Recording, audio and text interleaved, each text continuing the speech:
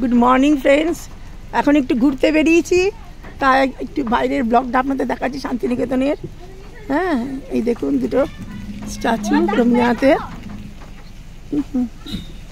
সুন্দরভাবে আমরা এগিয়ে যাচ্ছি।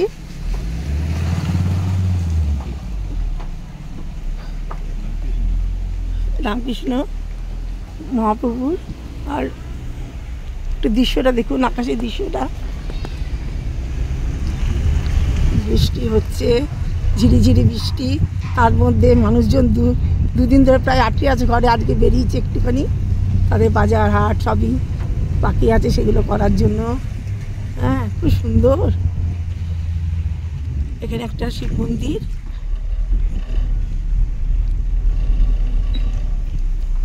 মহাদেবের মন্দির করেছে।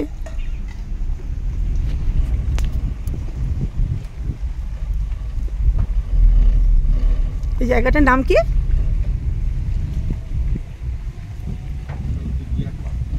Deer Park. জায়গাটার নাম হচ্ছে ডিয়ার পার্ক। এগিয়ে চলেছি আমরা, দেখা যাচ্ছে না, এই দিক ছাড়া দেখা যাচ্ছে না।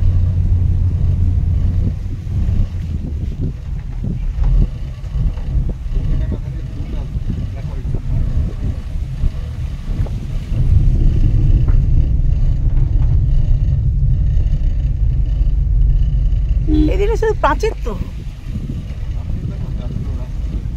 এইটা সুন্দর দেখছে, দেখানো যাচ্ছে কিনা দেখতে পাচ্ছি আমি, খুব সুন্দর। গাছে ভর্তি। শান্তিনিকেতন মানেই হচ্ছে গাছ, গাছের পরিবেশ, মুক্ত পরিবেশ, আর তার সঙ্গে ফ্রেশ অক্সিজেন, সব মিলিয়ে একদম পরিবেশ একদম ব্যালেন্সড CO2 আর NO2 তে।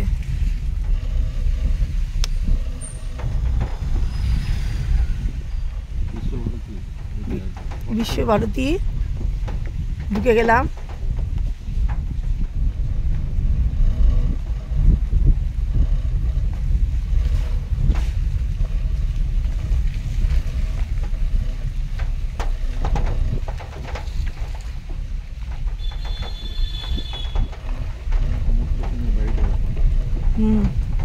এটা অমর্ত্য সেনের বাড়ি।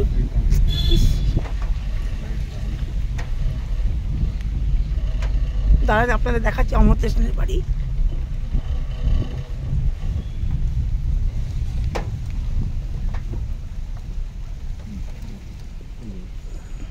এটা হচ্ছে অমর্ত্য সেনের বাড়ি, ঠিক আছে বন্ধু? আপনি বুঝতেই পারছেন, খুব ভালো লাগছে। 2 বিঘা জমির উপরে প্রায় বাড়িগুলো।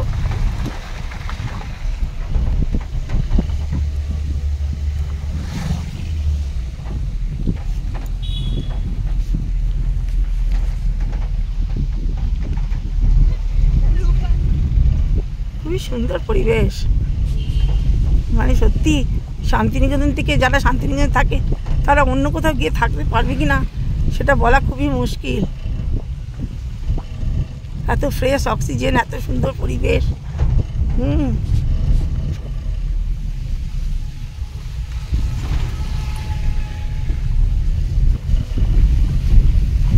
ষষ্ঠী সমাস, শান্তির নিকেতন। আমরা আগে পড়তাম বাংলায় ক্লাস 8-9-এ, ষষ্ঠীর নিকেতন।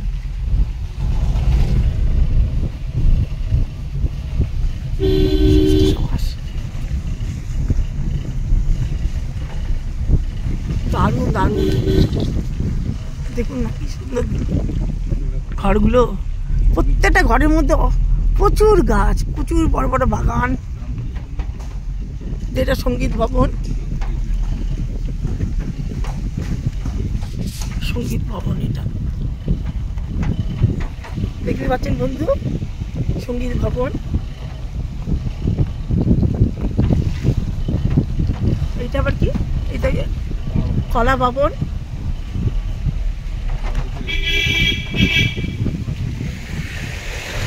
কোন দিকটা? এই দিকটা হচ্ছে রবীন্দ্রনাথের মেয়ের বাড়ি।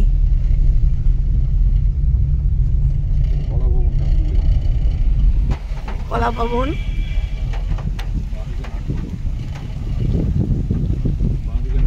এই দিকটি হচ্ছে নাট্যঘর।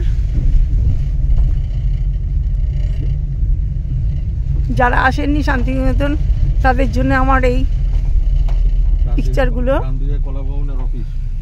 এটা হচ্ছে কলা ভবনের অফিস, নন্দন গ্যালারি। বাঁ দিকে হচ্ছে মিউজিয়াম উত্তরায়ণ।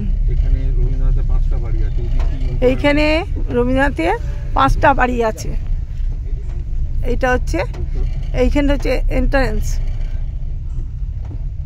এইটা হচ্ছে এন্ট্রান্স। রবীন্দ্রনাথের 5টা বাড়ি আছে এখানে, মিউজিয়াম। এটা হচ্ছে ছাতিমতলা বন্ধু, দেখুন কি সুন্দর লাগছে দেখতে, ছাতিমতলা।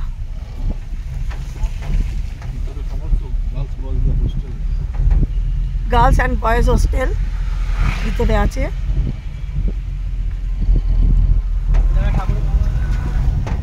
অপূর্ব অপূর্ব। এবং এই বর্ষাকালটা যেন শান্তিনিকেতনে এক মানে মুগ্ধকর পরিবেশে তৈরি। হ্যাঁ বন্ধু, এই ভিতরে যে ঘরটা দেখছেন সোজা, ওইটা হচ্ছে দেবেন্দ্রনাথ ঠাকুরের অরিজিনাল বাড়ি, প্রথম বাড়ি কিন্তু এটা শান্তিনিকেতনে। হ্যাঁ, এটা হচ্ছে কাঁচ ঘর বন্ধু। উপাসনা গৃহে প্রত্যেক বুধবার উপাসনা হয় এখানে, কাঁচ ঘর। এটা হচ্ছে বাটিকের একটা ইউনিট, বাটিকের কিছুটা কাজ করা হয়। রবীন্দ্রনাথ ঠাকুর এর মধ্যে যুক্ত আছেন, ছিলেন উনি এইটার মধ্যে মানে অর্গানাইজার। হ্যাঁ ছিলেন।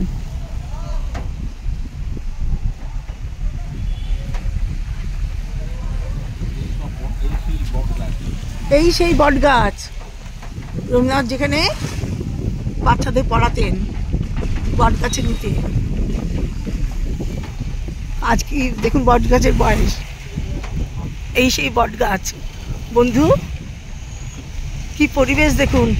আর বর্ষাকাল তো বলার নয়, দারুণ দারুণ যেন পরিবেশ এক কি বলবো, এক মুগ্ধকর ইয়েতে রূপান্তরিত হয়। পাঠভবন দেখুন বন্ধু, পাঠভবন। আর টোটোতে তো ছড়াছড়ি টুরিস্টের জন্য।